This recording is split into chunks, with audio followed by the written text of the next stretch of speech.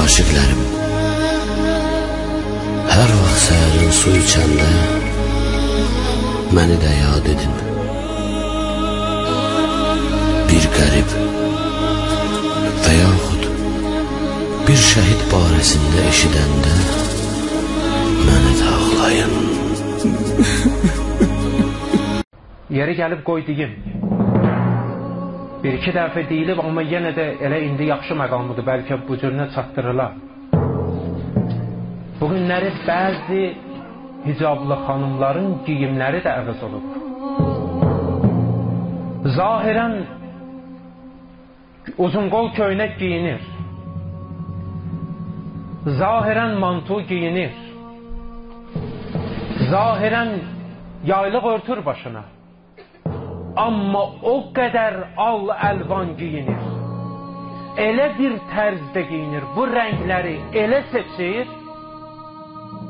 Allah şahiddir ki, bəlkə hicabsız qadın o qədər cazibədar görünməz ki, bu hicablı görünür. Var bu cür insanlar ya yox? Var. Kosmetik vasitələrdən nə qədər istəyirsən istifadə edirlər. Ətirlər vururlar ki, hicabsız xanımın yanından keçəndə o qədər ətir iyini hiss eləmirsən, bu hicablının yanından keçirsən, 20 metrdə sonra hələ ətir iyi gəlir. Bu hansı İslamdır? Bunun səbəbini nə üçün deyirəm? Bir neçə gün bundan qabaq mənə deyildi ki, neçə yüz nəfər insan hazırlanıb bu məqsədlə ki, şəhərdə məhz elə bu cür giyinib geçsinlər cəmiyyətdə. Xüsusi göstərişlə bunlar çıxıb cəmiyyətə. Həqiqətdə onların hicabı yoxdur. Nə oldu bu günə qədər bu qədər hicabdan danışmırdınız? Bu hicablıların bu qədər nöqsanlarını görmürdünüz? Elə bu son zamanlarda bu hələ hicablıların bu problemləri çıxdı. Xəyanətlərin 90%-i ailə xəyanətlərində hicablıların üstündədir.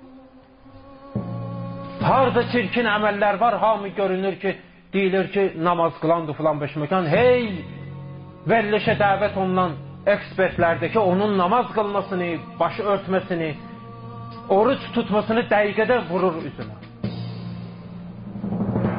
Bunlar hamısı İslam'a qarşı olan əks təbliğatlardır, bugün bu cəmiyyətdə gedir. Ailə qəflət yuxusundan o insanları başa salır ki, cəmiyyətin də bir qismi inanır bunlara. Biz hamını inandıra bilmirik. Cəmaat insan gördüyünə inanır. Başa salmaq lazımdır ki, düşmən öz hiləsindən əl qoymur, əl çəkmir. Düşmən lazım olsa, hətta bəzən əza məclisi də qurar, bu əza məclislərinin qayda qanunlarını dəyişmək üçün. Lazım olsa bunu da eləyəcəklər. Bu məlunlar lazım gəlsə bunu da eləyəcəklər. Artıq yavaş-yavaş təməli də qoyulur. Keçən söhbətimizdə dedik.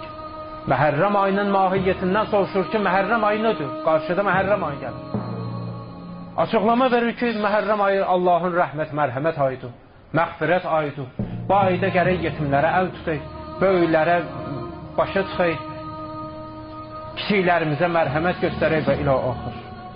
Ramazan ayının hökmlərini Məhərrəm ayına şamil edir. Əsla Aşuradan, Seyyid-ü Şəhədadan danışmır. Niyə? Səbəb nədir? Bilmir, bilir. Saray alimi olanda bu cürdür. İnsan ki, saraydan gələn pulu yediyi, o heç vaxt haqqı deməz. O elə saraydan gələn göstərişi deyər. Sarayın istədiyi Məhərrəmi təbliğ edər. Diqqətli olay əzizlərim. Seyyid-ü Şəhədanın məktəbində diqqətli olay. Həqiqi İslamı bu məktəbdə öyrənək və öyrəndikdən sonra həqiqi İslamı təbliğ edək. Düşmən hər tərəfdən hücuma keçib bugün bizim dinimizə qarşı.